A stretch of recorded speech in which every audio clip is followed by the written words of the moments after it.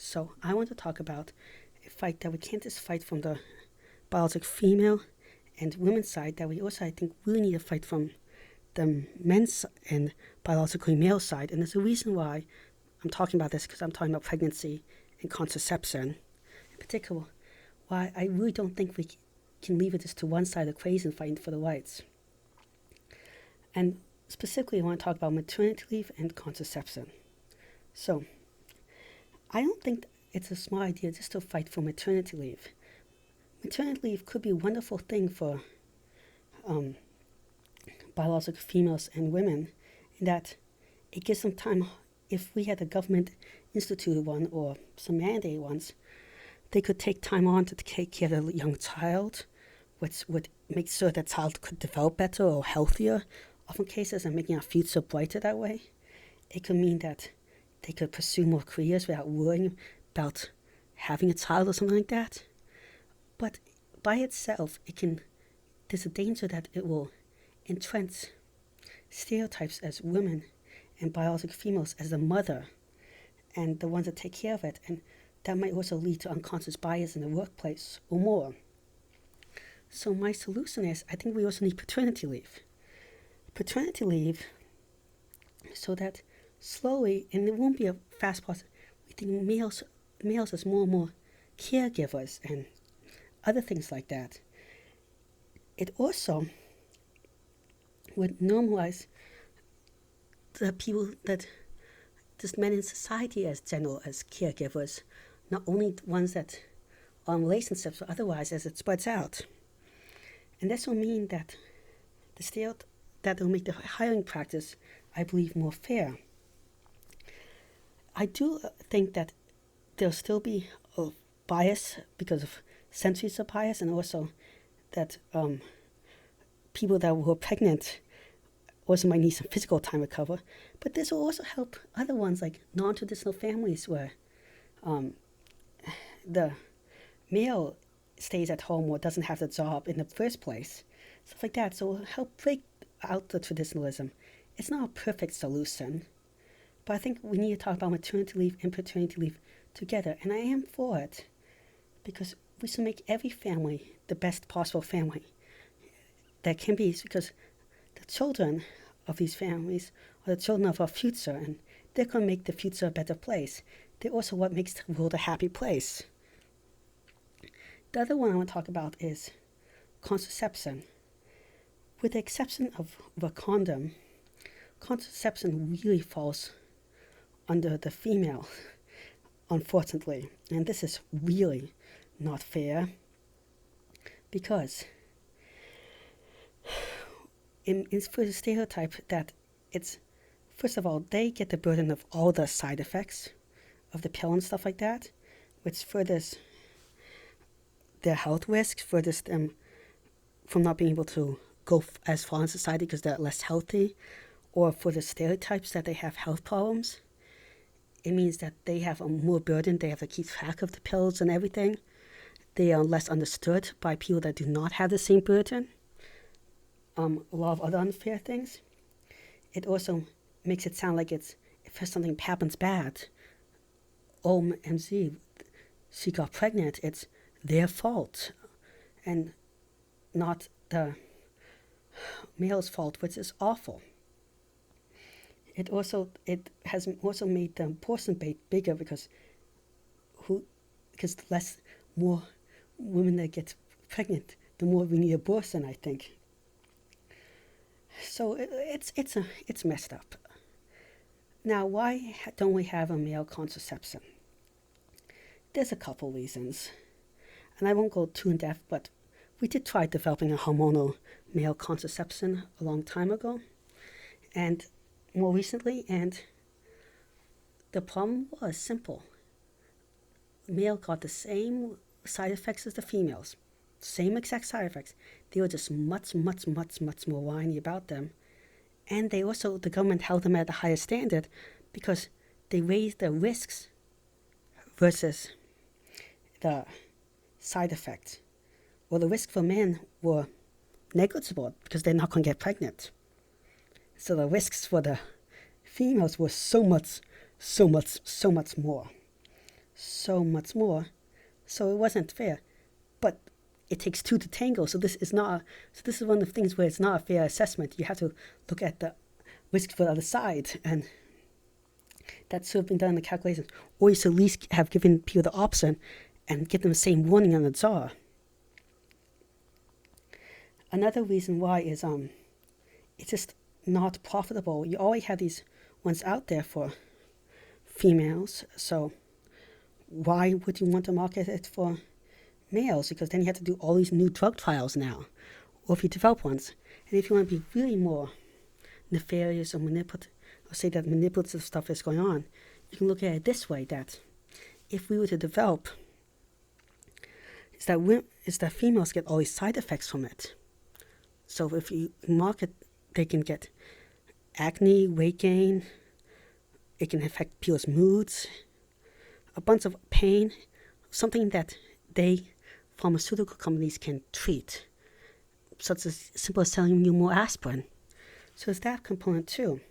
It's also a component that we revere males more than, and care about them more than females. But if we were to develop a safe male contraception that was better, couple things will happen that will be wonderful. First of all, we can sift the blame of unwanted pregnancies more on men, and men would have to probably take more responsibility in relationships, which will make society so much fairer if they could start taking more responsibility. It won't be the best thing, it won't be the only component, but it would make people see them as more responsible and start changing. We can make, potentially, if one side of the relationship had bad side effects, which sometimes happens, or can't take as strong of a dose as, and that side was the female side, well then the male side could do it in relationships, which would then also allow for more relationships to be either healthy and not get unwanted pregnancies, or more relationships to occur in that way. It could open up much more relationships and stuff like that. It will also mean that males will be held by a higher standard by people. Then also, if more of the population is taking these pills, there'll be more people that would demand it, have fewer side effects or development better things, because more people will complain about, oh, it causes me acne. Now it's not just a woman's problem, it's a all-around problem. Everyone's getting acne. So then with more people, then there's more and more prompting to develop a safer one. Or in some cases, we could take lower, less effective doses, but together they're more effective, which will increase safety. So there's a bunch of reasons why together would be better than each of them separate. Have there been other ones besides the male birth control styles I've talked about? Yes, there have been. And one of them was, put here is a link, is trying to develop a injectable shot into the sperm tubes, the vas deferens, where it would not only kind of block the sperms, it'll mess up the sperms a little bit before they exit, so they can't fertilize the egg. A wonderful idea, and it will be 100% reversible, could last 13 years, and it will be such a game changer because it's almost 100% effective but no side effects.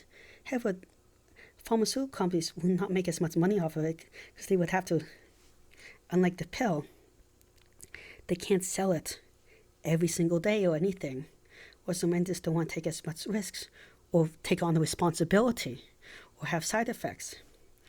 The data this is just one of the tries.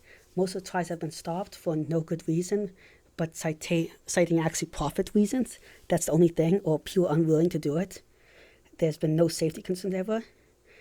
This seems a very safe idea. I've looked at technology. The data is, though, from India, which doesn't always keep the best records when it comes to safety. The FDA tends to keep better records, but FDA just also cancels much more drugs out of just profit motives. So many drugs just get canceled out of profit motives and not because they're unsafe in the US, or have other historical weird reasons why they're canceled. There was a whole drug that was canceled against malaria because it turned your skin blue, not because it's unsafe, because people didn't want the skin to turn blue. And there was all a bunch of white people that just did not want to be colored blue. It was, I'll link that also below. Other ones could develop is we could look into more other non-hormonal things, such as again, only in India there's a non-hormonal birth control pill for women that is, I believe it's pronounced Sahil, but I will look it up and I will link it below. It's not as effective as as other birth control pills, but it's a lot safer. The same principles we could use to apply to make actually a male one. The reason why it hasn't been proven in the US, it was never tested in the US, and it appears to be safer. We should get more data, but it was never tested in the US because it wasn't deemed profitable.